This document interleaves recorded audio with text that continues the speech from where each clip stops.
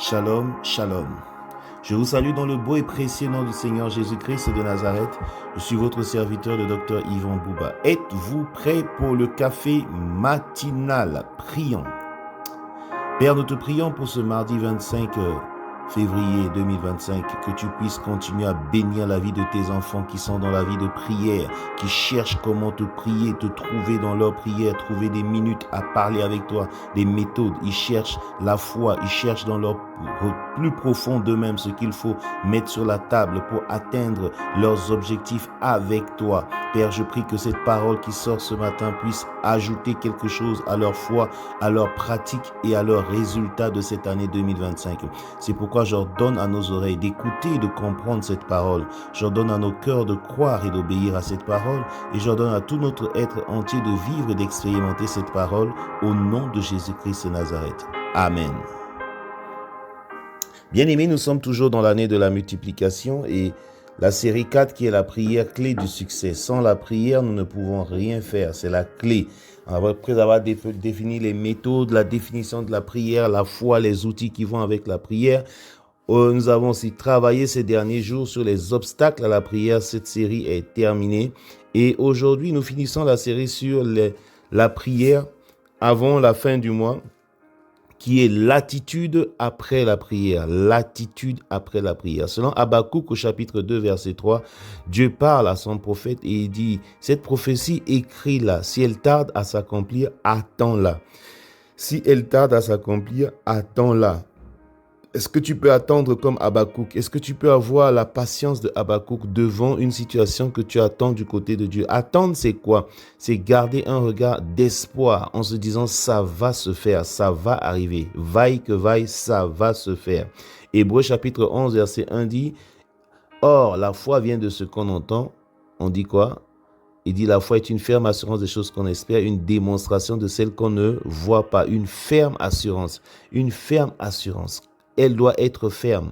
Lorsque vous priez, restez ferme. Lorsque vous priez, ne laissez rien vous perturber. Lorsque vous priez, même quand les événements qui suivent les heures de votre prière ou les jours de votre prière sont contraires, ne vont pas dans la direction de ce que vous avez demandé, restez ferme. C'est pourquoi la foi est une ferme assurance. Dans 2 Rois au chapitre 4, verset 23, j'ai une illustration ici avec la Sunamite, une dame qui avait été vraiment une dame très gentille qui a toujours reçu le prophète Élisée et qui un jour, le prophète Élisée a prié pour elle, elle a eu un fils alors qu'elle était stérile.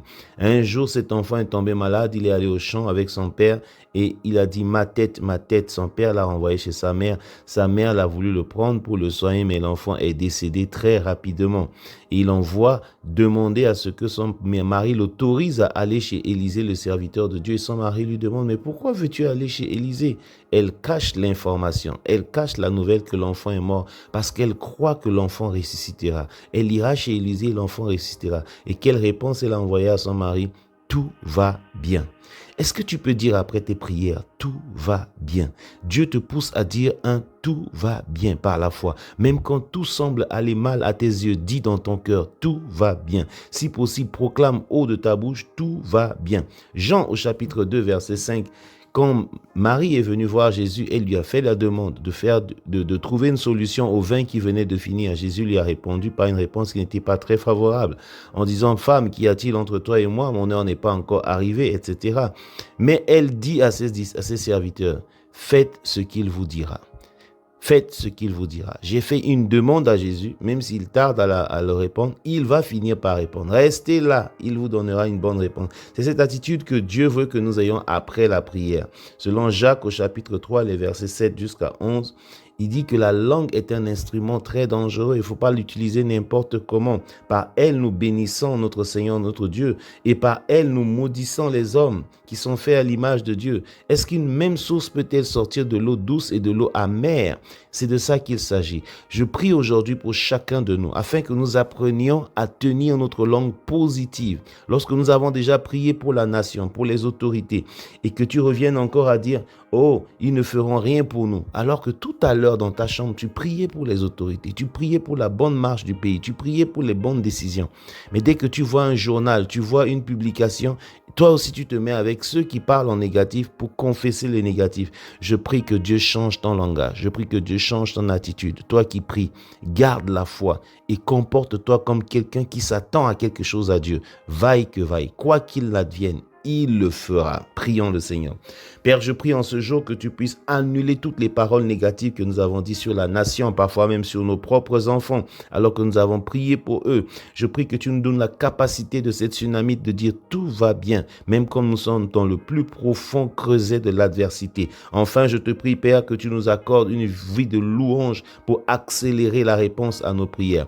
C'est au nom de Jésus-Christ que je t'ai ainsi prié, Père. Amen. Bien-aimés, nous avons fini cette série et si Dieu le veut, demain nous ferons un résumé du mois sur le sujet de la prière.